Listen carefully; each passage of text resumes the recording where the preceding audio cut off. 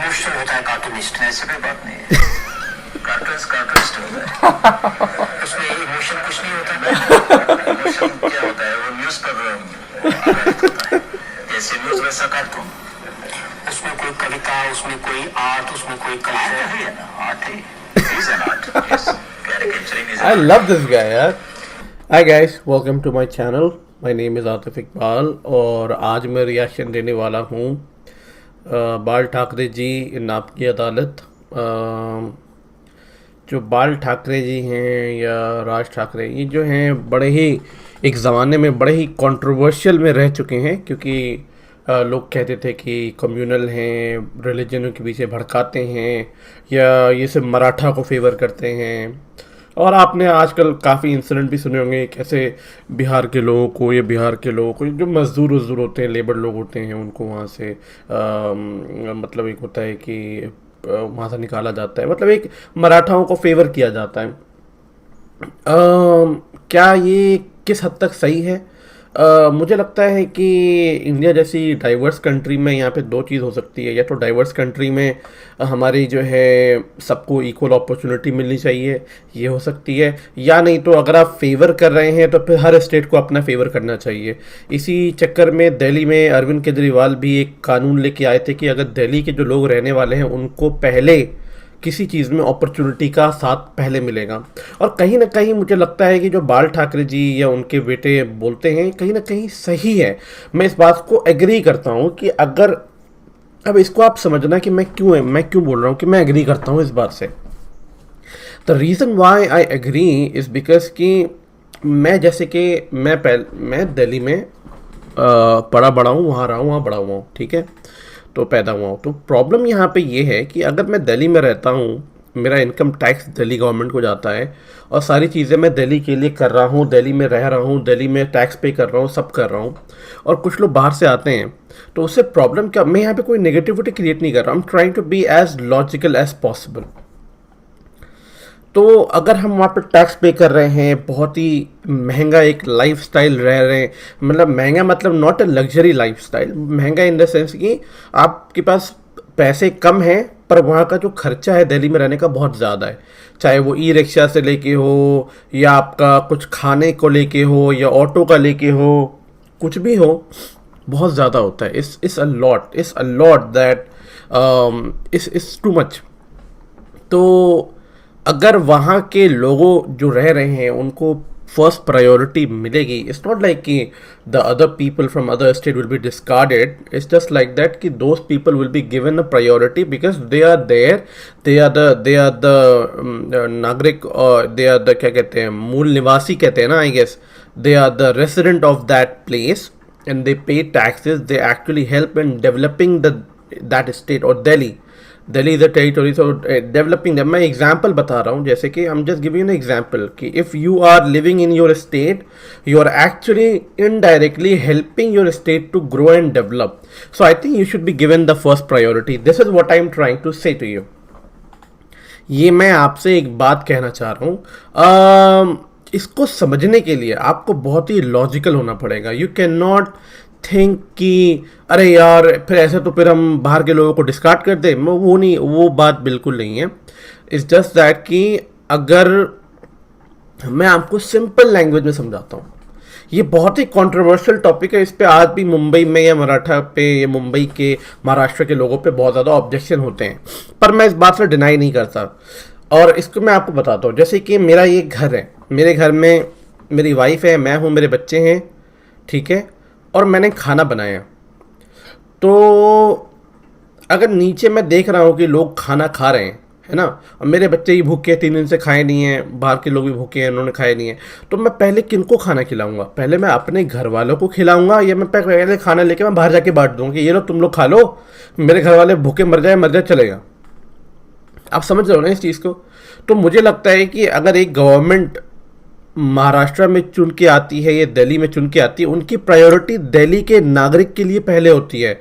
दिल्ली के बॉर्डर के बाहर जो जाते हैं, और फिर जो जैसे कि यूपी की स्टेट है, तो उसमें योगी आदित्यनाथ की जिम्मेदारी है यूपी के लोगों की तरफ फर्स्ट, देन कम नेशन।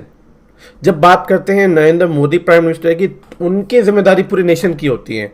पर जब हम अपने छोटे छोटे स्टेट या टेरिटोरी या अलग अलग ये एमएलए की बात करते हैं, तो वही बात हो गई ना कि मैं अपने घर के लोगों का ध्यान नहीं रख रहा, पर मेरे पड़ोसी के घर में वो लोग भूखा है, मुझे उसकी टेंशन हो रही है, यू नो। तो that is what I am trying to say कि it is your priority and responsibility to be there for the people who have voted you for, you know। ये मेरा एक लॉजिकल पॉइंट है। I know is very controversial, पर हर किसी को ये समझ में आएगा नहीं, क्योंकि ये समझने के लिए आपको बहुत ही ओपन माइंडसेट होना चाहिए।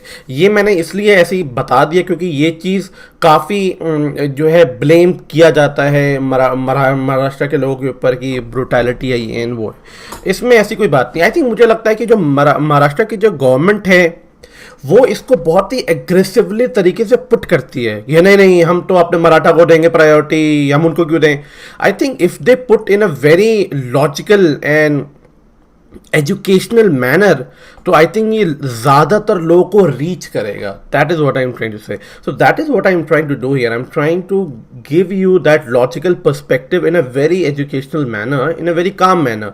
पर ये बात जब नेता या हमारे लोग बोलते हैं तो बड़े ही गुस्से में और ताव में आके बोलते हैं, तो अगर वो बात सही भी बोल रहे होते तो सामने वाले को गलत नजर आती है। ये एक साइकोलॉजिकल बिहेवियर होता है कि आप कितनी बार अगर सही बात भी बोल रहे हो चिल्ला के ना, तो सामने वाले को वो चीज़ गलत नजर आएगी। इट डजंट मैटर कि आपने सही बोला है, उसको ये लगेगा कि ये बंदा चिल्ला के बोल रहा है, वेरी एग्रेसिव, तो ये गलत ही बोल रहा है। ये एक साइकोलॉजिकल बिहेवियर है, इसको समझना बहुत ज़रूरी है। एनीवे, मैं ज़्यादा बोलना नहीं चाहता। इस वीडियो को देखते हैं और मैं रिएक्शन देता हूँ इस पर। जिस बात से मैं एग्री करूंगा मैं वीडियो के बीच में बता दूंगा, जिस बात से मैं डिसएग्री करूंगा वही मैं बता दूंगा। और मैं आपको वीडियो के एंड पे मैं आपको ऑनेस्ट ओपिनियन दूंगा, अपना बिल्कुल ऑनेस्ट ओपिनियन। ऐसा नहीं है कि रिएक्शन खत्म हो जाएगा मैं बोलूंगा टाटा बाय बाय, नहीं। जब रिएक्शन खत्म हो जाएगा तो मैं अपना ओपिनियन शेयर करूंगा, क्योंकि आप लोग मेरा ओपिनियन सुनने के लिए बैठे हो, वीडियो देखने के लिए नहीं बैठे हो। अगर आप लोग ये वीडियो देखने के लिए बैठे हो तो आप ओरिजिनल लिंक पे जाके देखोगे, आप यहाँ क्यों आओगे देखने के लिए। But you are here to listen my opinion, तो मैं अपना ओपिनियन दूंगा यहाँ पे एट दी एंड में। काफ़ी मुस्लिम लोग मेरे से नाराज़ रहते हैं, काफ़ी लोग के कमेंट भी आते हैं कि अरे तुम मुस्लिम नहीं हो। देखिए, यहाँ पे मैं अपनी आइडेंटिटी यहाँ पे आपको प्रूफ करवाने के लिए नहीं बैठा हूँ।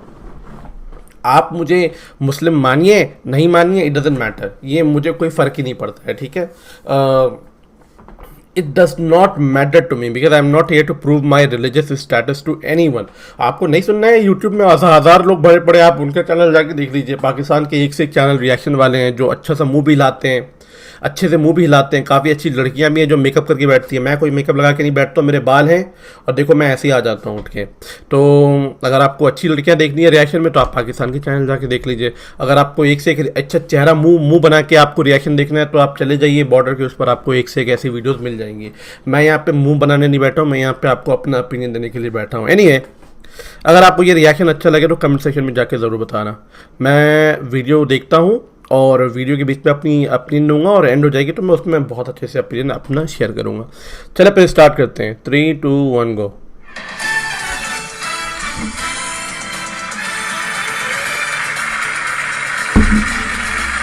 चाय पी रहा हूँ भाई, अभी सुबह हुई है अमेरिका में, 8:30 बज रहे हैं, 8:30 सुबह का हो रहा है अभी। हर सप्ताह हम पेश करते हैं एक ऐसी हस्ती को जिससे आपने प्यार दिया, मान दिया, सम्मान दिया। बहुत पुरानी वीडियो है, बहुत पुरानी। फिर जनता उससे सवाल करना चाहती है, इल्जामात लगाना चाहती है, उसके काम का हिसाब किताब लेना चाहती है। इस कार्यक्रम में हर सप्ताह हम एक ऐसी शख्सियत को पेश करते हैं जनता के सवालों के बीच, जनता के सवालों के दायरे में। तो आइए चले एक ऐसी शख्सियत से मिलने, सवाल पूछने, इल्जामात लगाने आपकी अदालत में। मैं आपकी अदालत में गया हूँ by the way. I think 2014 या 2015 में मैं जब इंडिया में था तो मैं किसी कॉलेज में था, तो मैं वहाँ पे आपकी अदालत गया था, कॉलेज वाले लेके गए थे। बहुत ही ज़्यादा बोरिंग होता है, मैं बोर हो जाता हूँ। आई थिंक बॉबी देओल आए, सनी देओल आए थे, तो मैं बोर हो गया था। आई वॉज लिटरली बोर्ड, मैं बोर हो गया था बहुत ज़्यादा। एक टाइम मेरा मन कर रहा था कि मुझे जाना है यहाँ से। तो ये जो आप ऑडियंस देखते हो ना, ये खुद नहीं आते हैं, ये आपकी अदालत वाले कॉलेज जाके बोलते हैं कि आप अपने स्टूडेंट को भेजो हमारे यहाँ। तो ये बेसिकली ऑडियंस अपनी मर्जी से नहीं आती है, ये ऑडियंस को वहाँ से बुलाया जाता है बेसिकली। ये तो थोड़ी फेक ऑडियंस है, पर अभी जो ऑडियंस होती है वो कॉलेजेस से आते हैं। तो नोएडा, ग्रेटर नोएडा में जो कॉलेजेस होते हैं ना, वहाँ से, क्योंकि इनका जो कैंपस है वो नोएडा में है, शुरू की जाए। अगर आपको नहीं पता है तो। इंडिया टीवी का कैंप जो है नोएडा में है। जनता की अदालत में मुलजिम बाल ठाकरे पर आरोप है कि इनकी राजनीति सांप्रदायिकता पर आधारित है। जैसे मैंने आपको पहले ही कहा था, कम्युनल पॉलिटिक्स कहा था ना। जब आपने 1966 में 1966 में शिवसेना की स्थापना की थी, तो उस समय आपने कहा था कि ये इसलिए सेना बनाई जा रही है कि महाराष्ट्र को सेकंड क्लास का दर्जा मिल रहा है। और आज 26 साल बाद भी जो आपकी पॉलिटिक्स है वो इसी सेकंड क्लास सिटीजनशिप। देखा, मैंने कहा था ना आपसे, कहते हैं कि हिंदुओं को इस देश में सेकंड क्लास सिटीजन बनाया जा रहा है। पहले गुजरातियों पर आपका हमला था, साउथ इंडियंस पर हमला था, आज मुसलमानों पर है। नहीं, ये सरासर गलत है। 66 में जब भी मैंने शिवसेना शुरू की तो मैंने उनको आह्वान किया था, गुजराती भाइयों को, कि आपके हाथ में लक्ष्मी है और हमारे साथ सरस्वती हैं, और दोनों हाथ बटाएंगे तो सिर्फ महाराष्ट्र का नहीं, गुजरात का नहीं, पूरा देश का भला हो जाएगा। पार्वती नहीं चाहिए। और ये भी मेरा कहना था सभी लोगों को, मैं तो भैया कि आप आएंगे वेरी, आपके साथ, मैं बहुत ही बड़ा फॉलोअर हूँ आपके बिना माता पार्वती हम का, चलते रहेंगे। और दूसरा जो आपका because she very powerful, fierce, ऐसी औरत, मराठी वेरी लोगों के बारे फियर्स। में, ये मैंने शिवसेना शुरुआत की, ये सच है। और जब भी महाराष्ट्र हुआ और इसके लिए भी हमें झगड़ना पड़ा, लड़ना पड़ा मुंबई मिलने के लिए, फिर भी मिलने के बाद भी हमारे लोगों को यहाँ नौकरी नहीं मिलती थी और कुछ नहीं तो फायदा। जैसा मैंने आपसे कहा था, ये क्यों कहे कि हमारी कैपिटल है, राजधानी है, तो इसके लिए ये शुरुआत होगी। कहीं ना कहीं तो जब ये इंसाफी होती है तभी ये बातें शुरू, ये कहीं ना कहीं जरूरी है, आपको समझना जरूरी है इस चीज और को। आपने जो कहा कि It's important. के बारे में मैं ये कहता, और अभी मैं मुसलमानों के दुश्मन हो या खिलाफ हो, ऐसी भी कोई बात नहीं है। I want everyone to be nationalist minded. सवाल यह है कि जो जितने लोग यहाँ रहते हैं वो खुद को समझेंगे कि हम ये देश के रहने वाले हैं, ना हम हिंदू हैं या मुसलमान हैं या क्रिश्चियन और कोई नहीं। और जब भी वो कहते हैं कि खुद हम मुसलमान हैं तो हमें कहना पड़ता है कि हम भी हिंदू हैं। सही बात है। सवाल ये था कि आपकी जो पॉलिटिक्स है उसका बेस नहीं हुई, उसका जो बेस है वो कम्युनलिज्म है। अगर सांप्रदायिकता न हो, फिरका परस्ती न हो, तो आपकी पॉलिटिक्स ही नहीं चलेगी। कम्युनल कम नहीं है। पंडित जवाहरलाल नेहरू भी कम्युनल थे। मैंने किताब पढ़ी कृष्ण मेनन की, और वहां उन्होंने लिखा था, पंडित जवाहरलाल नेहरू से कहा था उन्होंने कि पंडित जी, आप हमेशा कहते हैं कि आप उत्तर प्रदेश के रहने वाले हैं, हम मेरा यूपी करते रहते हैं, मगर उन्होंने याद दिला दी कि आप पंतप्रधान है पूरे हिंदुस्तान के, यूपी के नहीं।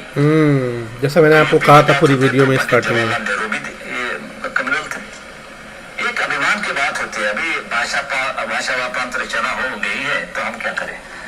लेकिन आप ऐसे मामले उठाते हैं, अगर जैसे बॉम्बे में कभी किसी इश्यूज पर लड़ने की बात आती है तो जितने इश्यूज आप और आपकी शिवसेना उठाती है वो फिर कम्युनिटी से या जो एक शुरू में था एक बात, क्योंकि सेटल होने की बात थी, और सेटल होने के बाद जो हमारे देश के सामने अभी जो पेचीदे सवाल खड़े हुए हैं उसका भी हमारे पर कोई कंधे पर कोई कर्तव्य होता है। मैं आपको अभी ताजा उदाहरण देता हूँ। जब 6 दिसंबर को अयोध्या में बाबरी मस्जिद का ढांचा गिराया गया तो शिवसेना ने सबसे आगे जाकर के झंडा गाड़ दिया, हमने गिराया, और उसको बड़े गौरव से उसको ओन किया। गौरव तो है ही बिल्कुल, इसमें कोई शर्म की बात नहीं है। मैंने तो कहा दिया, साफ कर दिया।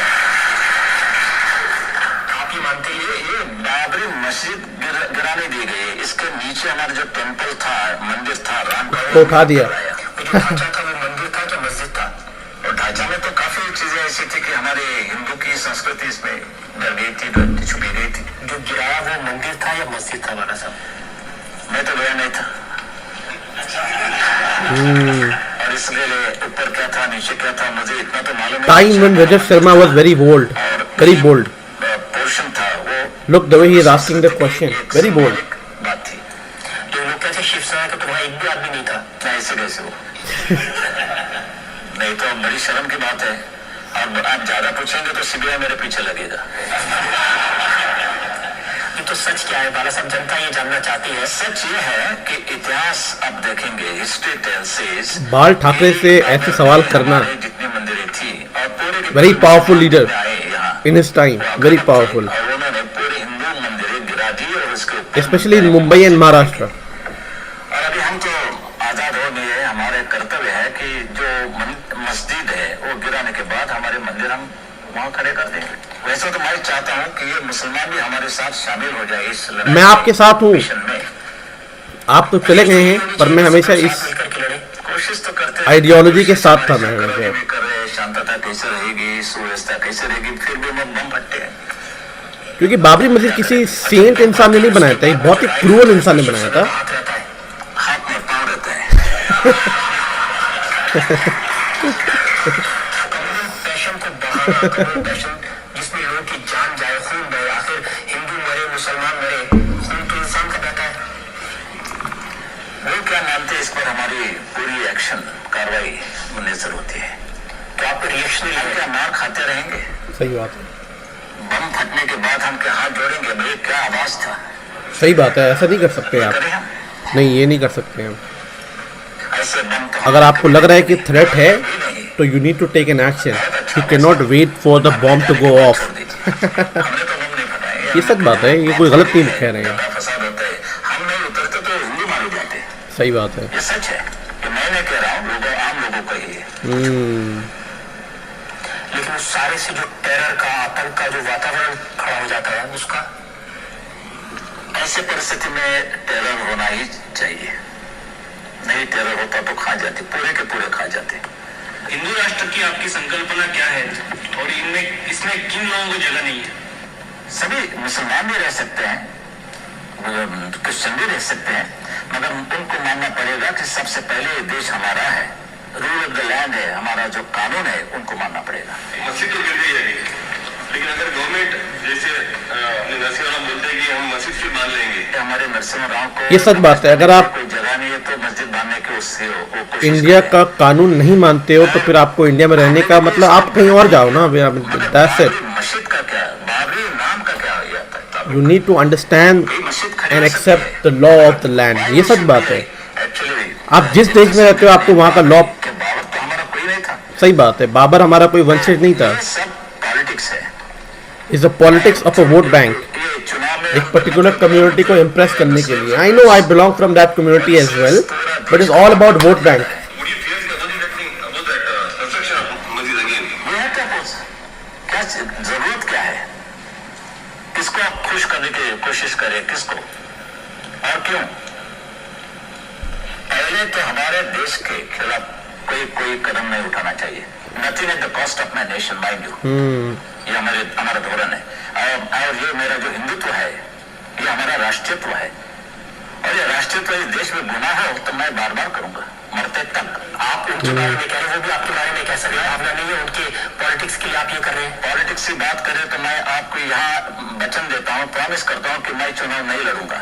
और क्या चाहिए आपको?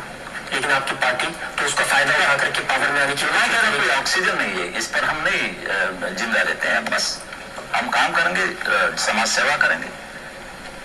ये मेरा वचन है आपको। मैं पॉलिटिक्स में ये बात नहीं, मैं सिर्फ लड़ रहा हूँ हक से। मेरे देश की हालत देखने के बाद हमें इतना दुख होता है कि हमारा क्या रहा है। अगर वो नमाज पढ़ेंगे सड़क पे तो फिर आप कहेंगे महाआरती होना चाहिए सड़क पे।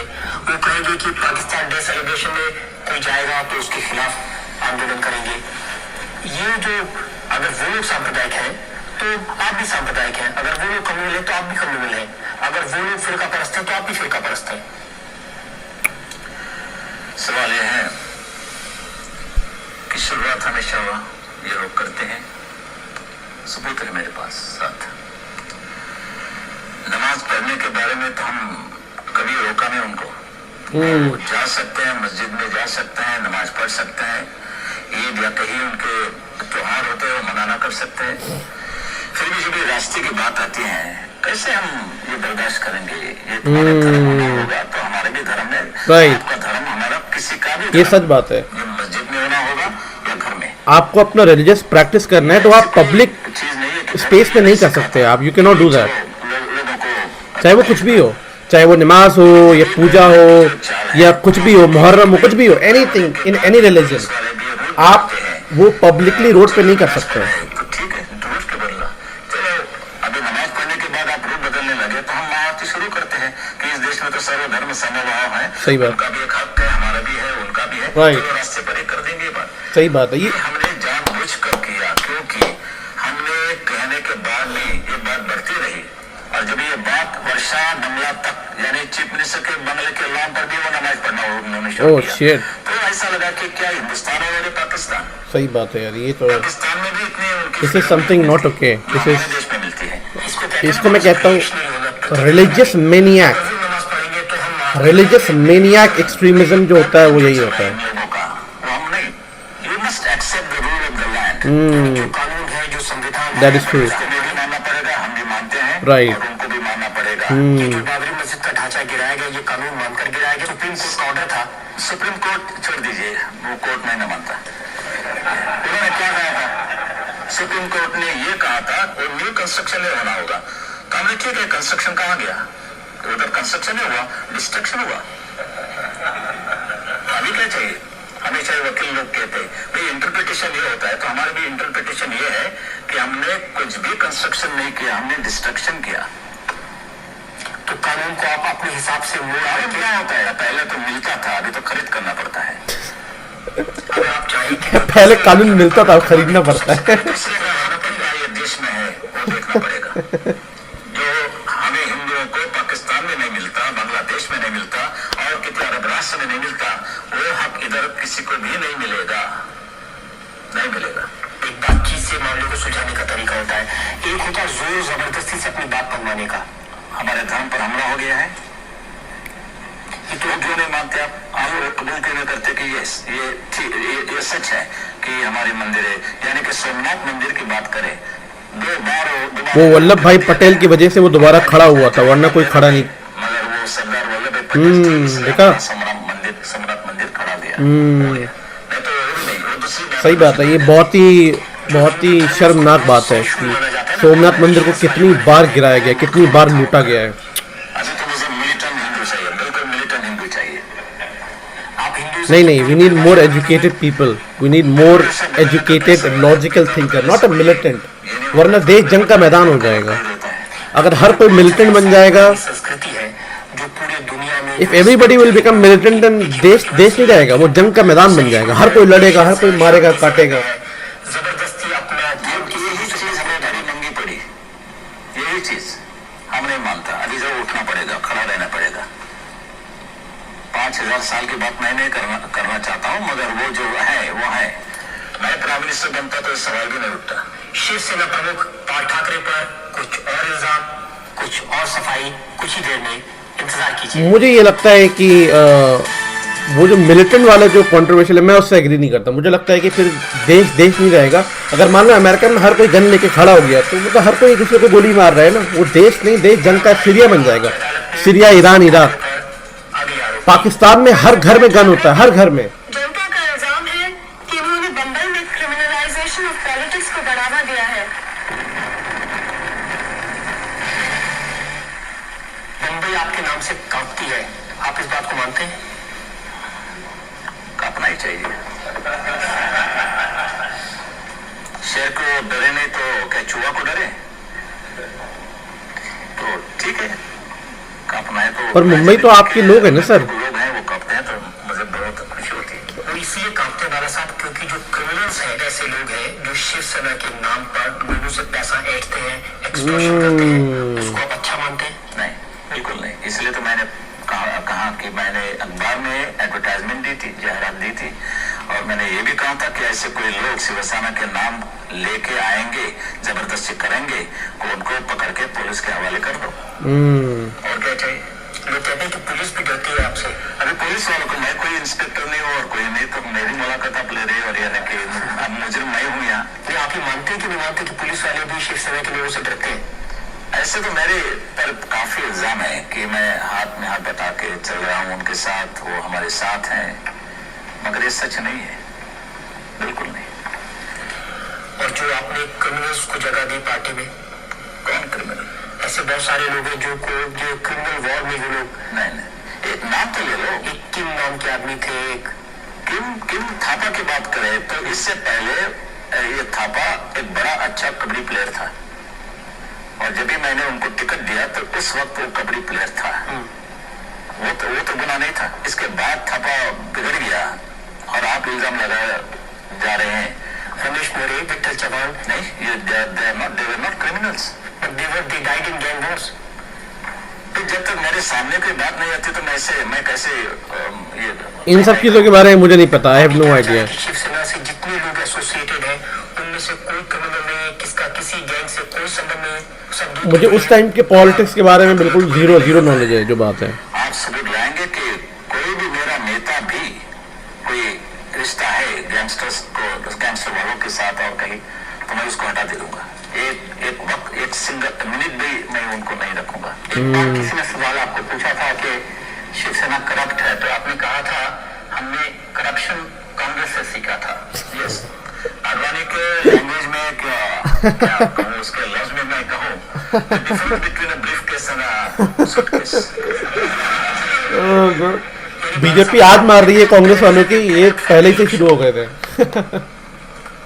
मंगी हुई है तुम्हारी चुनावी बात कि 1 करोड़ तक जब आप कोई खर्चा करते हैं तो आप एमपीशिप यानी सही बात है। आप जो एक लॉ है कि आपको इतने पैसे खर्च करने हैं इलेक्शन के लिए, आप नहीं जीत सकते, उतने पैसे में आप कर ही नहीं सकते। चुनाव लड़ना चाहिए। Okay, I pay this amount to mister Narasimha Rao and let Mr. Narasimha Rao fight his election whenever it is going to be. Well, I will pay for that. I will stand to that expense. कौन? ये hypocrisy मुझे पसंद नहीं है, बिल्कुल नहीं है। ये सच बात है। अगर आपको पता है कि नहीं पता है कि इलेक्शन लड़ने के लिए 6-7 लाख रुपए चाहिए होते हैं as per the rule and law, पर आप उतने में लड़ ही नहीं सकते। justify कर रहे हैं criminalization को। लोग उसके लिए करोड़ों रुपए दे रहे हैं। ये पूरे के पूरे ऊपर से नीचे तक, ऊपर वाले कहते हैं नीचे से शुरुआत होती है, नीचे वाले ऊपर का वाले करते हैं, तो हम क्यों ना करें? सही बात है, बात हो रही है देश में, सही बात है। ये सही है। पूरा सिस्टम करप्टेड है ना, दैट्स द इशू। इस सब पे आप कहेंगे तो ये वर्ल्ड फिनोमिना हो रहा है। बाल ठाकरे बहुत बोल्ड है, मतलब जो मन में है वो मुंह पे बोल दिया। वो he is not watching his word, what he feels he just say, that's the thing I like. करने प्रति इस भले कुछ बात से आप एग्री ना करो, but he is very outspoken person, that's the thing we have to appreciate. Dictatorship चाहिए, डिक्टेटरशिप मतलब चाहिए, नहीं तो ये निपटना मुश्किल है। जो भी दंगा फसाद होते हैं, मोर्चे निकलते हैं, तो सबसे आगे युवा पीढ़ी होती है उसके आगे। तो आप यूथ को क्या मैसेज देना चाहेंगे? Be militant. Be militant? No यार, this is something I don't agree. अभी युवा की स्थिति, वरना फिर इंडिया और पाकिस्तान में डिफरेंस क्या रह जाएगा? इंडिया, पाकिस्तान, इराक, अफगानिस्तान में देखा आपने क्या हाल है? Everyone is militant. होते हैं, पायलट होते हैं, नरसिम्हा राव भी वहीं बैठते हैं और दम फट जाता है। और जब ये कानून हमारी हिफाजत नहीं करते तो आप क्या करोगे? और औरतों के ऊपर बलात्कार हो रहा है, कानून क्या कर रहा है? Nobody is moving freely in this country.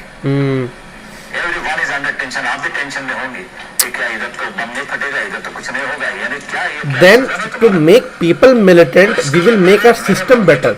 ये है ना, हम अपने सिस्टम को बेटर कर सकते हैं, ना कि वी प्रमोट हथियार नहीं लेंगे। Everybody to become a militant. वो थोड़ा अलग हो जाएगा इस बात से। ये मेरा ओपिनियन है, ठीक है? आपको क्या लगता है आप मुझे कमेंट सेक्शन में बता देना। तो कैसे करें? ये युवा को क्या, युवा को नहीं, पूरे हिंदुओं को देश में मिलिटेंसी लानी पड़ेगी, तभी देश का ये रक्षा हो जाएगी। ये मेरा विचार है। बाला साहब, आप समझते हैं कि हथियार का जवाब हथियार से देंगे तो उससे समस्याओं का हल हो जाएगा? हाँ, कल को मेरे बच्चे भी होंगे तो मैं उनको मिलिटेंट नहीं बनाना चाहूँगा, मैं उनको साइंटिस्ट बनाना चाहूँगा, डॉक्टर, रिसर्चर, जो इस लाइन में मैं हूँ। That is my dream, not to make my children become a militant. तो उसका अफजल खान होता, मगर उन्होंने पहचाना कि मेरा दुश्मन कैसा है, तभी उन्होंने पूरा बंदोबस्त करके उस सामने गया, इसलिए बच गए। और कहीं हमें कोई ऐसा सुख शांति से हम नहीं सो सकते, ना रह सकते, तभी क्या करूं? ये मेरा इशारा है। There going to be chaos। जितनी बातें मैंने की, तो मैं कोई ज्योतिष नहीं हूं, ना कोई मैं पामिस हूं, मैं था तो कार्टूनिस्ट और मैं कुछ बन गया।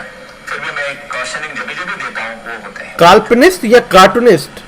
आई थिंक मैंने सुना था कि बाल ठाकरे जो है कार्टूनिस्ट थे अपने टाइम पे, न्यूज़पेपर पे कार्टून ड्रॉ करते थे, ये सच बात है क्या? आई थिंक मैंने सुना है ये, बताना मुझे। That was his profession. LTE group कहते हैं उसको, LTE कहते हैं, लेट ग्रुप, पता नहीं क्या कहते हैं। राजीव गांधी, ये श्रीलंका का एक ग्रुप था, टेररिस्ट ऑर्गेनाइजेशन, LTE कहते थे, पता नहीं क्या कहते थे।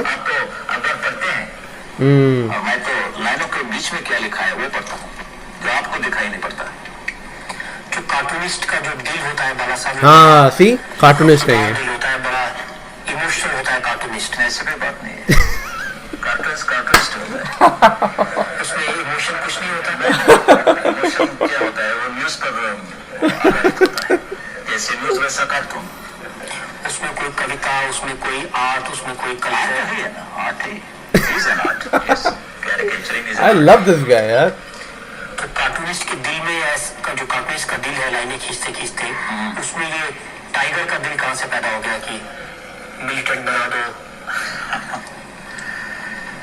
बैरिस्टर मोहनलाल करमचंद गांधी का जो भी महात्मा गांधी हो सकता है, तो कार्टूनिस्ट का कोई शिवसेना प्रमुख क्यों न बन जाए?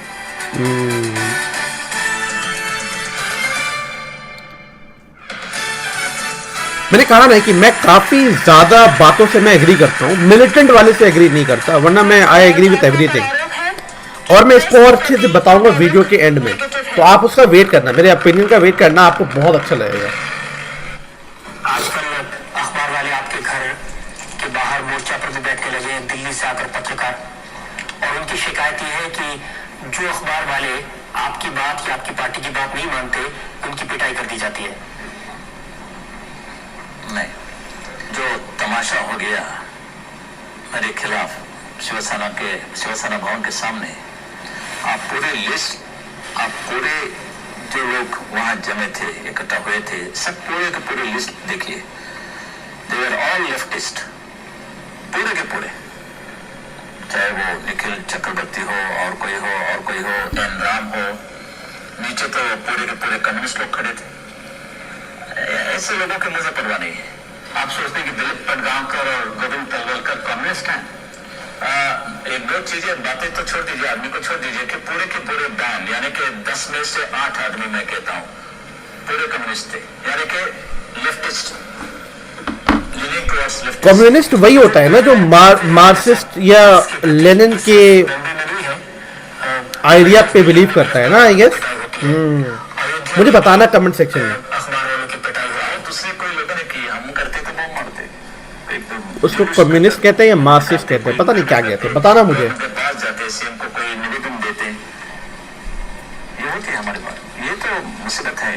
ये मैं पूछना चाहता हूँ कि आप इसको जस्टिफाई, वहाँ तो गुजरात में जन्मभूमि और कहीं अखबार की पूरी इमारत जला दी, वही बात कलकत्ता में हुई।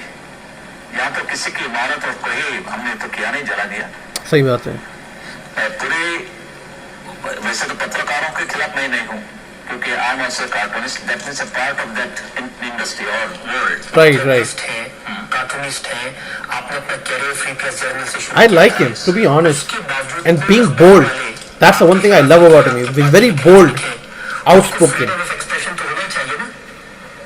फर्स्ट उनको कहिए फ्रीडम का स्पेलिंग क्या होता है और उसका अर्थ क्या होता है। You must know your limits as a journalist, a responsible journalist. Exactly. Freedom का क्या मायना होता है? आप कुछ भी नहीं छाप सकते ना, You cannot write anything. अगर शुरुआत वो लोग करते हैं, अब इंडिया में न्यूज़ कितनी बिकी हुई है, लाइक आपको लिटरली देख सकते हो कि assassination जो भी होता the entire news is literally not for the public, is serving the government. It can be any government, चाहे वो opposition government हो या elected government हो, it's not serving the people. है, कितने लोगों की ऐसे अभी पूरे के पूरे देश के पत्रकार वहाँ शामिल हो गए, इनमें से कितने फ्रीडम का बहुत ही गलत इस्तेमाल करते हैं प्रेस वाले, ये तो सच बात है, इसमें कोई डिनाई की बात नहीं है। का खून हो गया, उसका और दूसरे लड़के का खून हो गया। हमारे नागपुर में 5 लोग मारे गए, पूरे के पूरे 5 फैमिली, 5 ये भाई थे, और उसका था एक एडिटर, इंस्पेक्टर ने मारा। Oh shit. और इंस्पेक्टर की बाजू लेने वाले यही अखबार वाले हैं। वो कहने लगे कि उसको क्या जरूरत है उसको उस पर हमला करने की, प्राइवेट लाइफ को स्पर्श करने की, और ठीक हो गया। अब उधर ठीक हो गया, और मैंने जब ये तमाचा लगाया तो आप कहते कि कैसे मीडिया पर हमला हो गया। सही बात है यार, ये तो गलत बात है। खून चलता है, मेरा तमच्चा नहीं चलता, मेरा एक लफा नहीं चलता है लोगों। कितना आउटस्पोकन आदमी थे यार बाल ठाकरे, अमेजिंग, वेरी बोल्ड। बात ऐसी है कि हमारे में that is something very impressing, क्योंकि ज्यादातर जो पॉलिटिकल लोग होते हैं तो कैसे कहेंगे, वो सोचते हैं बोलने से पहले। आपकी मर्यादा का जब उल्लंघन होता है तभी उनका भी उल्लंघन होगा। यदि मैं एक लफा चढ़ाऊंगा तो मेरी ये भी तैयारी होनी होगी कि मुझे भी कोई लफा चढ़ाएगा। सही बात है। सामना अगर इसमें किसी के खिलाफ खबर छपे और वो आकर उसके एडिटर को ऐसे धक्का मुक्की करे, मारे पीटे, तब आप क्या करेंगे? क्या उसको सही मानेंगे आप? सही मानना होगा, मगर जब तक हम हमला नहीं करते तो नहीं बर्दाश्त किया जाएगा। हमला हमने किया, यानी कि मेरे आदेश के ऊपर कोई बर्ताव हो गया कि कोई लोगों ने मारपीट की या हाथापाई की, तो मैं समझ सकता हूँ। जो रिस्पॉन्सिबिलिटी ये आपकी मीडिया की होगी वो संभाले, ठीक से संभाले, कोई तकलीफ नहीं होगी किसी को। पत्थर मारने से कीचड़ उड़ता ही है, ये मत बोलो। तो पत्थर मत मारिए, कीचड़ नहीं उड़ेगा।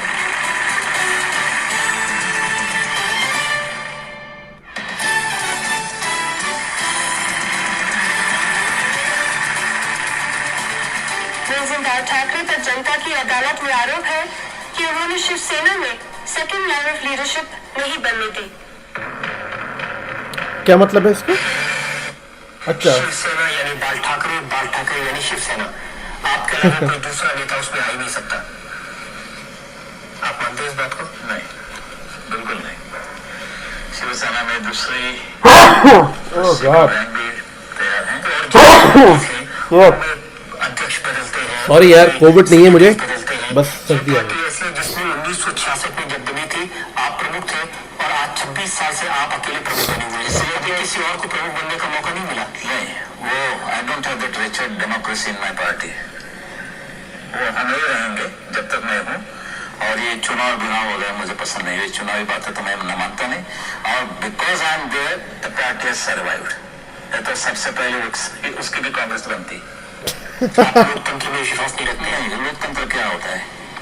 गुटबाजी है, ये सब चलते ओनली ग्रुपिज्म, दैट इज लोकतंत्र कहते।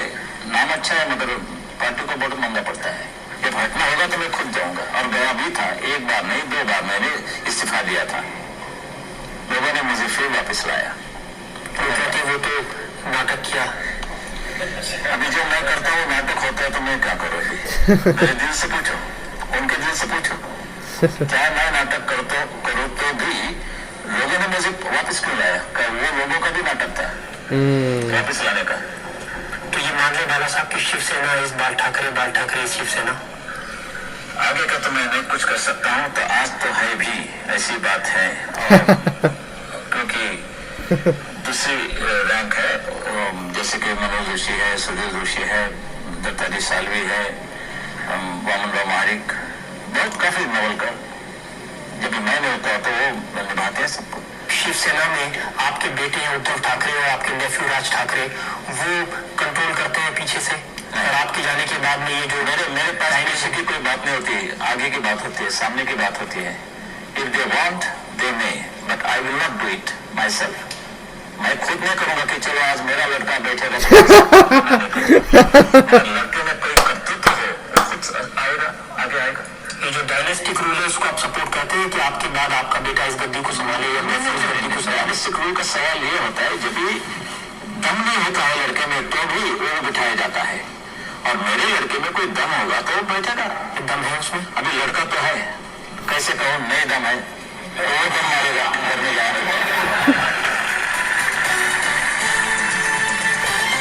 बाल Thackeray resemble Raj Thackeray a lot by his boldness, जो मन में बोले। पर उद्धव ठाकरे इज वेरी अलग, क्योंकि शिवसेना के आई थिंक लीडर हैं, आज मुंबई के गवर्नमेंट में हैं वो। And I think Uddhav Thackeray is loved by everyone in Mumbai, Maharashtra, everyone. आपको अंकल कहते नहीं हो तो बताना मुझे कि why you don't like him. तो ये ग्लैमर के जो लोग हैं, स्टार के लोग हैं, इनके प्रति आपकी आप कोई थोड़ा श्रीदेवी वगैरह का नाम बताओ। मैं चाहता हूँ मुझे अंकल नहीं कहें। जानना चाहते हैं श्रीदेवी को क्या कहती है? श्रीदेवी मिलती है मगर कुछ नहीं कहती है, I was in famous pictures as a staff artist. पुरानी बात है, 45-46 की बात है. मैं वहाँ आर्टिस्ट था, मैं शो कार्ड वगैरह बनाता था. वहाँ मेरी पहचान काफी लोगों से हुई और बाद में ये सब लोग नए आए. लेकिन आपने इंडस्ट्री को दो हिस्सों में बिल्कुल डिवाइड कर दिया है. कैसे एक तरफ आपके दोस्त हैं, मिथुन चक्रवर्ती हैं, अमिताभ बच्चन है, दूसरी तरफ शबाना है, दिलीप कुमार है, एक के हंगल है, सुनील दत्त है. तो एक लोगों को आप सपोर्ट करते हैं और दूसरे लोग आपसे डरते हैं. दूसरे सपोर्ट जो गलती करते हैं वो मैं नहीं मानूंगा. जब ये 12 बम फट गए मुंबई में और पाकिस्तान दिन आप मनाना करते हैं, कैसे मैं बर्दाश्त करूं? क्या जरूरत है पाकिस्तान दिन की? पाकिस्तान हिंदुस्तान दिन नहीं हम मनाना करते और हमें बेशर्मी से सब कारोबार करते. क्या मतलब है ये? तो मैं जरूर रोकूंगा, कोई भी हो. लेकिन वो आर्टिस्ट है, माला साहब, उनका पॉलिटिक्स से कुछ लेना देना नहीं. पॉलिटिक्स की शुरुआत होती है. मैंने सुनील दत्त से कहा या एक तो या कलाकार का जो आपका रिश्ता है वो रखो या पॉलिटिक्स में आ जाइए. लेकिन इस तरीके से फिल्म इंडस्ट्री पर आपका कब्जा रहे. सभी पर मेरा कब्जा है. क्योंकि आप चाहेंगे जिसकी फिल्म दिखाई जाए तो दिखाई जाए, आप चाहेंगे जिसकी फिल्म रोकी जाए वो रोकी जाए. कोई हिंदू धर्म की बात हो, कोई हिंदू धर्म का अपमान हो तो मैं रोकूंगा. मैं चोली नहीं रोकूंगा मगर ये करूंगा. आप चोली को ठीक मानते हैं? ये चोली के पीछे गाना बहुत एक बार बताया गया है कि चोली के पीछे क्या है, कभी आप शिकायत करते रहते हैं. और मुझे मालूम है कि जब ये बात ये उन्होंने गाने में बताया गया कि चोली के पीछे दिल है तो काफी लोग नाराज हो गए. अच्छा नहीं लगा उनको? नहीं, क्योंकि जो चाहते वो नहीं मिला उनको. एक और फिल्म थी खलनायिका जिसने भी और गाना था चोली के पीछे. वो तो ठीक है. नहीं, वो गलत था. यानी कि खलनायिका की बात आप कर रहे हैं तो ठीक नहीं था. उसका इनमें एक्शन भी बड़ी अच्छी नहीं थी, बहुत ही. उसको आप अप्रूव नहीं करते? नहीं, वो तो कोई कंट्रोवर्सी नहीं हुई, बात भी नहीं बनी. और जब ये वो बात सुभाष घई मेरे यहाँ आए और उन्होंने मुझे पिक्चर बताया, मुझे अच्छा लगा. एक बड़ी अच्छी धुन है, बड़े अच्छा रिदम है, गाना भी अच्छा है, सब कुछ अच्छा है. ऐसा तो नहीं वाला साहब, जो लोग आपके घर में आते हैं आपको रेस्पेक्ट पे करते हैं, चाहे वो अमिताभ बच्चन हो, चाहे वो सुभाष घई हो, मिथुन चक्रवर्ती हो, उनको आप सपोर्ट करते हैं चाहे वो कुछ भी करें, चाहे वो चोली के पीछे बनाए या चोली के आगे बनाए? नहीं. और बाकी एक बार ऐसे कोई आदमी भेज दो कि उन्होंने गलती की है और मेरे घर आने से वो गलती दूर हो गई, आप भेज दो किसी को, देखें. तो आप उसमें बिल्कुल मैं तो बिल्कुल एकदम सीधा आदमी हूँ and I don't spare anybody because मेरा मन साफ है, मेरा हाथ साफ है, मेरा दिल साफ है. दिलीप कुमार के यहाँ से आपके यहाँ बिरयानी आती थी हमेशा और वो झूठ है, सरासर झूठ है. कभी बिरयानी. वैसे तो दिलीप कुमार मेरे घर पे आके ऊपर मेरे टेरेस पे बैठ के बियर और चना खाते थे. Oh shit. आप वो बंद हो गया वाला साहब? अभी तो लगता है बियर भी है, चना भी है, मगर दिलीप कुमार के रास्ते बदल गए. ओहो, क्या बात है. उसकी वजह मुझे तो आप उनसे पूछिए. इतना आपका इंटरेस्ट. वेरी बोल्ड आदमी, very bold. I like him. Film star से आपकी दोस्ती भी है, आप उनकी पार्टी में जाते हैं, वो आपके घर जाते हैं, और वैसे भी आपको अपने लुक्स, अपने देखभाल, इसमें जरा काफी ध्यान रहता है. तो आपको कभी मन नहीं किया कि आप फिल्म स्टार बने तो विलन का ही काम मिलेगा.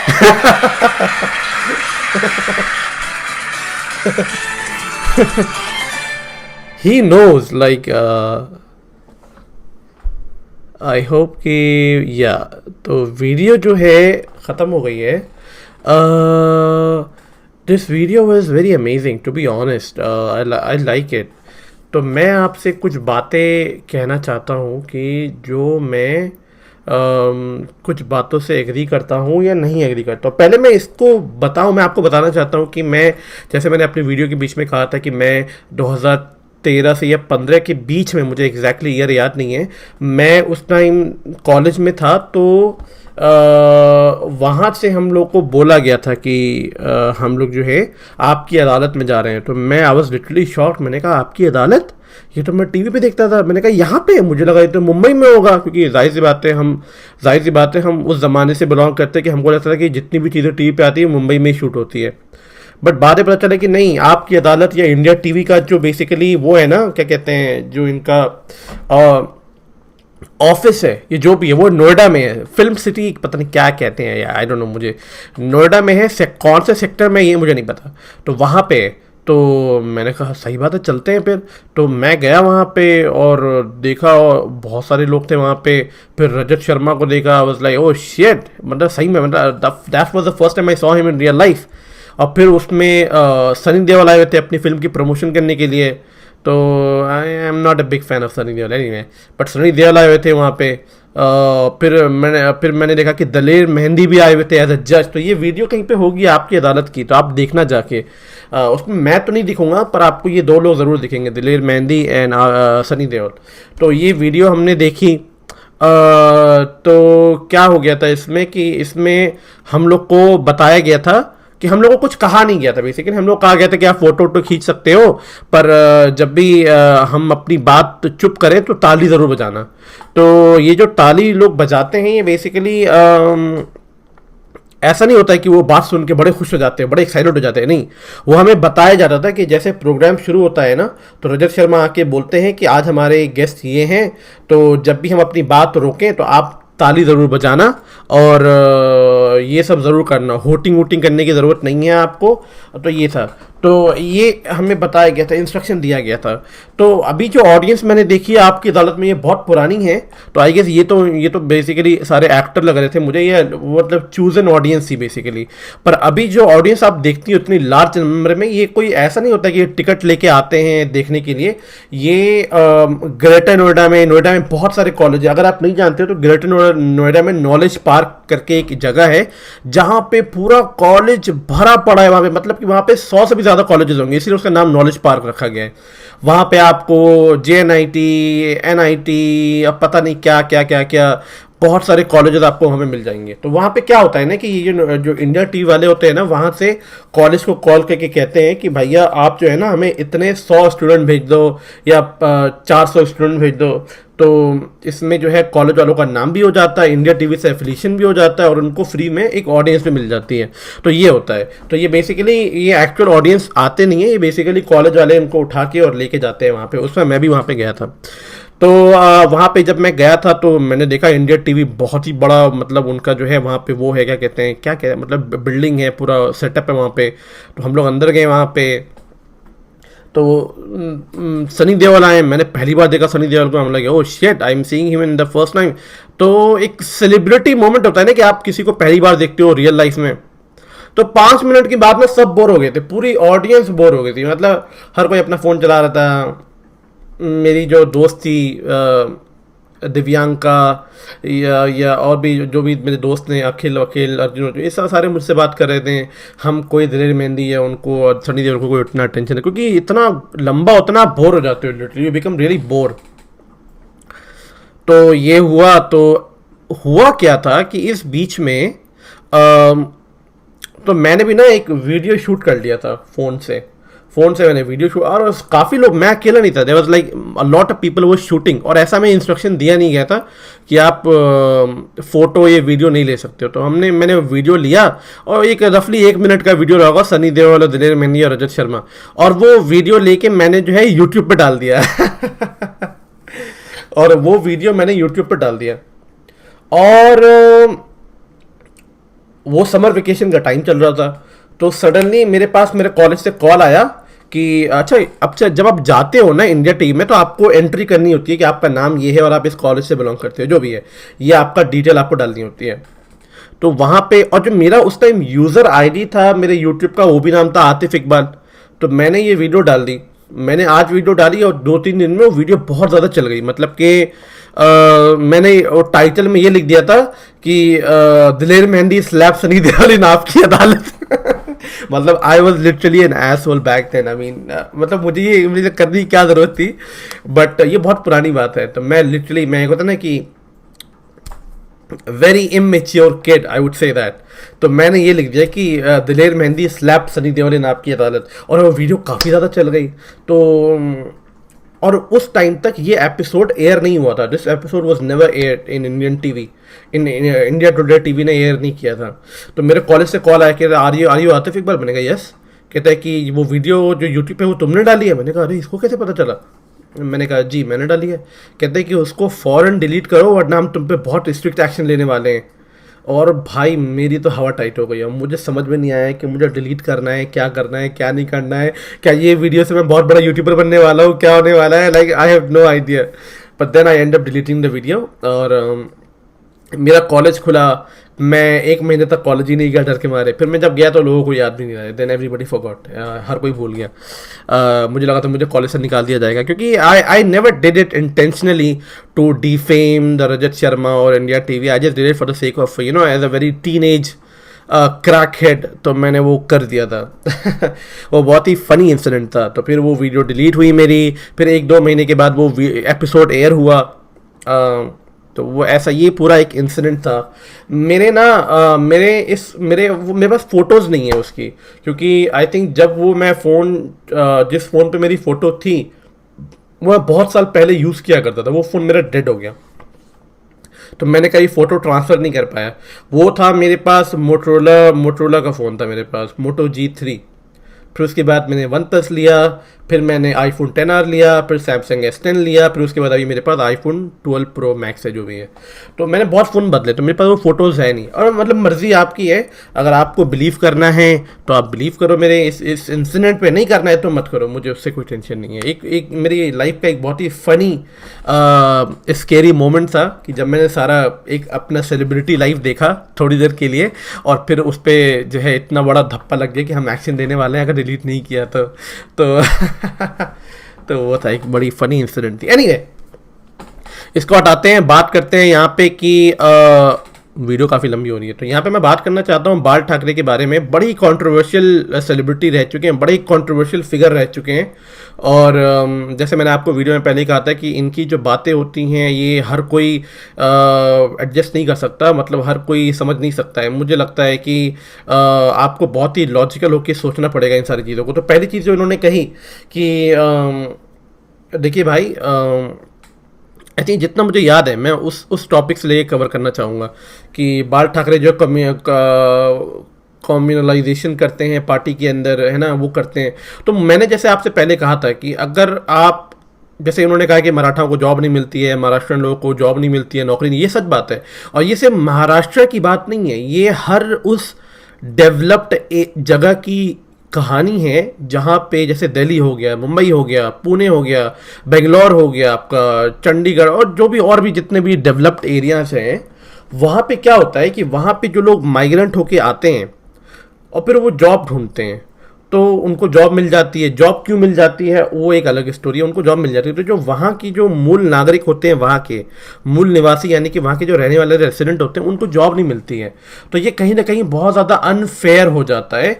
तो जो बाल ठाकरे जी इस बात पे कह रहे थे, मैं इसको बहुत स्ट्रांगली सपोर्ट करता हूँ। बट आई वुड से कि अगर शिवसेना या बाल ठाकरे जी उस टाइम पे बहुत ही अच्छे तरीके से इस मैसेज को कन्वे करते हैं, तो वो ज़्यादा एक कंट्रोवर्शियल फिगर से आई थिंक लोग ज़्यादा उनको वो करते हैं कि हाँ जो कह रहे हैं बहुत सही कह रहे हैं। क्योंकि जो बाल ठाकरे जी ने जो कहा है, ये बेसिकली दिल्ली गवर्नमेंट, अरविंद केजरीवाल भी यही कहती है, वो कर रही है क्योंकि उन्होंने ये भी कहा है कि दिल्ली के अंदर जितने भी कॉलेजेस हैं, एम्स है, जितने भी चीज़ें हैं, उनमें दिल्ली के लोगों को पहले प्रायोरिटी मिलेगी, फिर बाद में बाकी लोगों को प्रायोरिटी मिलेगी। ये सच बात है, चाहे वो एम्स हो, एम्स के हॉस्पिटल के अंदर भी अगर वहाँ पर प्रायोरिटी मिलेगी तो पहले दिल्ली के लोगों को पहले प्रायोरिटी मिलेगी, उसके बाद बाकी लोगों को प्रायोरिटी मिलेगी।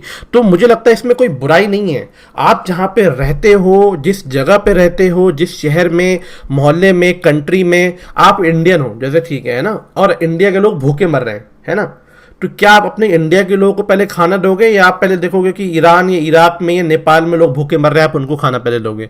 तो आप अपने देश के लोगों को खाना पहले दोगे ना। तो इसमें बात वही आती है कि इट्स ऑल अबाउट प्रायोरिटीज। तो priority given to those who are living there, जो रेसिडेंट है वहाँ के, ये मैं मानता हूँ, ठीक है।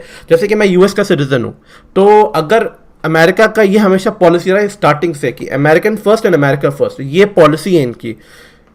अमेरिका में क्या होता है, सरकार पहले अमेरिकन सिटीजन को देखती है, इसीलिए अमेरिकन सिटीजन की वैल्यू बहुत ज़्यादा होती है। इसीलिए आपने देखा होगा कि जितनी भी ज़्यादा जो कंट्रीज होती हैं वो अमेरिकन सिटीजन को छू भी नहीं सकती हैं, उनको कुछ नहीं कर सकती, क्योंकि अमेरिकन गवर्नमेंट बहुत स्ट्रिक्ट एक्शन लेती है। ये आप कहीं भी जाके देख सकते हो। अगर आप अमेरिकन सिटीजन, जैसे कि अगर प्लेन जा रहा है, प्लेन में अगर 2 अमेरिकन सिटीजन हैं बैठा हुआ और वही पकड़ा गया, तो अमेरिकन जो है पूरी वाट लगा देता है इसमें। इसमें आप इसमें आप कुछ भी निकालना चाहो आप निकाल सकते हो इस मैसेज से, पर मैं यही कहना चाह रहा हूँ कि आप अपने लोगों को प्रायोरिटी देना, इसमें कोई गलत चीज़ नहीं है। पर मुझे लगता है कि इस मैसेज को और अच्छे से अगर कन्वे किया जाता तो I think the whole situation has become even much better. दूसरी चीज़ जो इन्होंने कही कि नमाज पढ़ने की बात, मैं इस बात से बिल्कुल एग्री करता हूँ। जैसे कि मैं दिल्ली का रहने वाला हूँ, मैं इंडिया में अभी तो नहीं, बहुत वक्त पहले, तो मैं ये नहीं बताऊंगा मैं कहाँ रहता हूँ। पता प्रॉब्लम क्या होती थी कि जैसे कि मैं स्कूल से मैं आता था तो फ्राइडे के टाइम, और फ्राइडे प्रेयर होती थी, तो वो क्या होता था कि पूरा मॉस्क भरा हुआ है, फिर पूरी रोड पे लोग मैट निकाल के नमाज पढ़ रहे, पूरा रोड ब्लॉक्ड है, और मैं वहाँ से जा ही नहीं पाता था। अगर मैं चला जाऊँ तो लोग कहेंगे कि कैसा मुसलमान है, जैसे कि आज लोग मुझे कमेंट में लिखते हैं कि कैसा मुसलमान है ये, तो लोग मुझे ना अक्यूज़ करने लगते। तो मैं हमेशा सोचता था कि मान लो अगर किसी के घर में इमरजेंसी हो गई, कोई हार्ट पेशेंट है, कोई आदमी नहीं उठेगा नमाज से, और लोग कहेंगे कि अरे भाई अगर तुम मर भी गए तो तुमने उन लोगों को नमाज पढ़ने से उठाया नहीं तो तुम वैसे भी जन्नत में जाओगे। मतलब दैट इज़ नो लॉजिकल। मुझे जो बाल ठाकरे जी ने कहा कि जो रिलीजियस जगह है या तो आप वहाँ पे करो या आप अपने घर में करो। काफ़ी मुस्लिम लोग आगे कहेंगे कि अच्छा जो हिंदू लोग जो ये सब निकालते हैं, रैलियाँ निकालते हैं, देखो इन्होंने कहा कि चाहे हिंदू हो मुस्लिम हो कुछ भी हो, आप अपनी प्रैक्टिस अपनी रिलीजियस जगह पे करो या घर पे करो। ये जो डेकोरम है, ये जो एक नेचर है, ये आपको मेंटेन करना पड़ेगा। अगर आप इस चीज़ को उठ के आप इसको प्रमोट नहीं करोगे तो सामने वाला भी वही करेगा। तो मेरा यहाँ पे ये कि यहाँ पे it's not about Hindu Muslim Christian, आप किसी भी रिलीजन से हो, आप या तो अपने रिलीजियस प्लेस में करो या आप अपने घर में करो। आप खुलेआम पब्लिकली नहीं कर सकते। आप कोई भी ऐसा काम मत करो जो कि पब्लिक डेकोरम को तोड़े, उसको हार्म करे। ये चीज़ जब भी होगी इस चीज़ को मैं सपोर्ट नहीं करूँगा, और मैं बाल ठाकरे जी को इस चीज़ को मैं एग्री करता हूँ। चाहे वो किसी भी रिलीजन से हो, मुझे उससे फ़र्क नहीं पड़ता है। चाहे वो हिंदू रिलीजन से भी हो, बहुत सारे हिंदू लोग में होते हैं जो रैली निकलती है, मुस्लिम लोगों में मुहर्रम में रैली निकलती है। ये बहुत ही ज़्यादा फ्रस्ट्रेटिंग होता है। मतलब कि we as a normal citizen हम कभी रैली में नहीं गए, आप भी रैली में कभी नहीं होगे। अगर आप हिंदू हैं क्रिश्चियन हैं, मैं ये लिख के कहता हूँ कि you have never been into rally. पर मैं वही कह रहा हूँ कि अगर आप रैली करते हो, जैसे गणेश पूजा होती है, बहुत ट्रैफिक भीड़ लग जाती है। मैं आपको एक इंसिडेंट बताता हूँ। मैं अपने कॉलेज से मैं वापस आ रहा था, ठीक है, तो मेरी जो गाड़ी थी वो एक बहुत बड़ा ट्रक था। तो उस पर गणेश जी की गणेश आई थिंक विसर्जन हो रहा था। तो उसमें ना बहुत बड़े बड़े स्पीकर लगे हुए थे, और उस पर ना बहुत तेज़ हाई बीट की म्यूज़िक चल रही थी, बहुत ज़्यादा हाई बीट म्यूज़िक चल रही थी, और मैं उस ट्रक के पीछे था। और क्या है ना कि मेरा जो मुझे ना एक हार्ट इश्यूज़ है, और मैं उसको बताना नहीं चाहता क्या है, पर वो इतना ज़्यादा लाउड म्यूज़िक चल रहा था कि मेरा ऐसे लगा कि मैं सफोकेट कर रहा हूँ, मैं सांस नहीं ले पा रहा हूँ, मेरे दिल की धड़कन बढ़ रही थी, और मुझे पसीने आ रहे थे एसी गाड़ी के अंदर, और मेरा लग रहा था कि मेरा दम घुट रहा है। क्योंकि क्या होता है ना कि जिन लोगों को लाउड म्यूज़िक या कुछ चीज़ें पसंद नहीं होती, या जिनको हार्ट इश्यूज़ होता है, डॉक्टर उनको अवॉइड करता है कि लाउड म्यूज़िक एनवायरनमेंट में नहीं जाना चाहिए। तो मुझे ऐसा लगा कि मेरा दिल फट के बाहर आ जाएगा। और काफ़ी ऐसे इंसिडेंट रहे हैं कि लोग लाउड म्यूज़िक की वजह से हार्ट फेलियर हो गया हो, हार्ट अटैक आ गया हो, पैनिक अटैक आ गया हो, ये होता है बहुत ज़्यादा। तो मुझे वो इंसिडेंट इतना ज़्यादा टेरिफाइंग था कि मैं बस चाहता था कि ये उस टाइम क्या था, ट्रैफिक बहुत ज़्यादा लगा हुआ था बिकॉज ऑफ दैट गणेश विसर्जन में जो बहुत ज़्यादा लॉन्ग लाइन थी। मैं ये नहीं कह रहा हूँ कि आप मत करो, पर मैं ये कह रहा हूँ कि अगर आप डेकोरम मेंटेन नहीं करोगे तो कोई नहीं करेगा। इसमें बात मैं हिंदू मुस्लिम क्रिश्चियन की नहीं कर रहा, यहाँ पे मैं जनरल कह रहा हूँ कि आप कोई ऐसा काम मत करो जिसमें पब्लिक जो है, नॉर्मल पब्लिक, उनको सफ़र करना पड़े। तो वो तो ऐसा हुआ कि मैंने सांस लेना शुरू करा, सांस लिया, ट्रैफिक निकली, और जब वहाँ से मेरी गाड़ी निकली तो मुझे इतना ज़्यादा बहुत ज़्यादा काम हुआ। तो उस दिन मुझे जाके पता चला कि मैं लाउड म्यूज़िक बर्दाश्त नहीं कर पाता हूँ। ये मुझे जाके उस टाइम पे पता चला। और ये जो स्पीकर होते हैं इनमें तो आवाज़ थोड़ी ऐसा बेस होता है, मतलब बेस जो होता है वो is very harmful for you if you are a heart patient, बहुत हार्मफुल होता है आपके लिए। तो मुझे लगता है कि कुछ भी पब्लिक प्लेटफॉर्म पे अगर ऐसी चीज़ हो तो उन्हें लोगों का ध्यान रखना चाहिए। अगर मान लो इस बीच में कोई इमरजेंसी एम्बुलेंस फंसी हुई, और इंडिया की तो कहानी आपको पता ही है कि इमरजेंसी एम्बुलेंस में लोग हमेशा इमरजेंसी एम्बुलेंस के अंदर दम तोड़ देते हैं because of the traffic, because of the social gathering, because of all this incident that is taking place by religious groups, है ना, चाहे वो किसी भी रिलीजन के हो। अमेरिका में अगर आप देख लोगे ना, अमेरिका में इमरजेंसी एम्बुलेंस, आपकी सांसें रुक जाएंगी।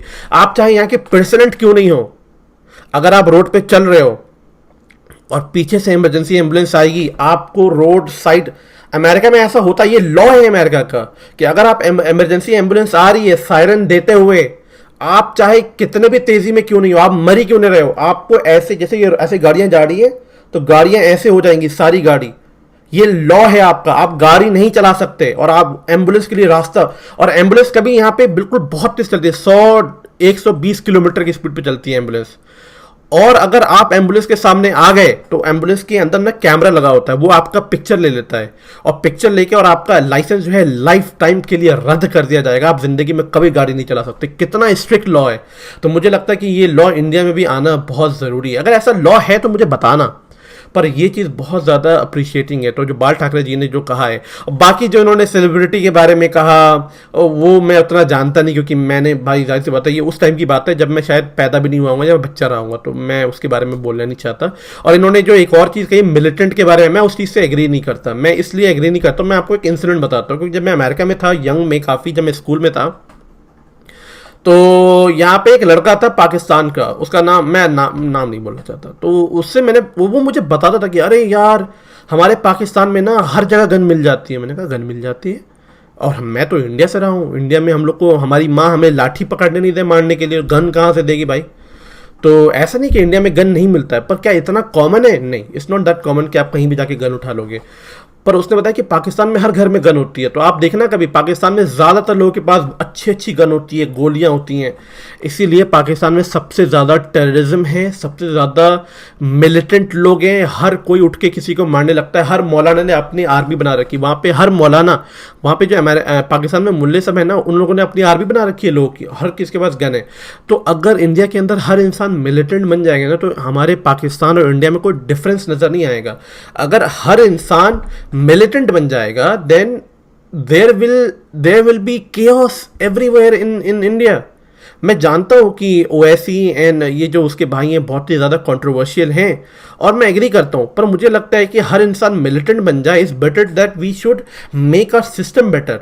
आप लोगों को मिलिटेंट बनाने से अच्छा है कि आप अपने सिस्टम को अच्छा करना पड़ेगा ना हमें। वी हैव टू, हम जानते हैं कि हमारा कानून में बहुत सारी ऐसी चीज़ें जिसमें लूप होले लोग उसका गलत इस्तेमाल करते हैं, तो हमें अपना कानून अच्छा करना पड़ेगा। हम जो ब्रिटिश रूल को फॉलो कर रहे हैं उसको डिमोलिश करके हमें एक अपना नया कानून बनाना पड़ेगा, हमें एक नया सिस्टम अच्छा करना पड़ेगा, रादर देन कि मेकिंग एवरीबडी बिकम्स मिलिटेंट। कल को मैं शादी करूंगा तो मैं नहीं चाहूँगा कि मेरे बच्चे मिलिटेंट बने।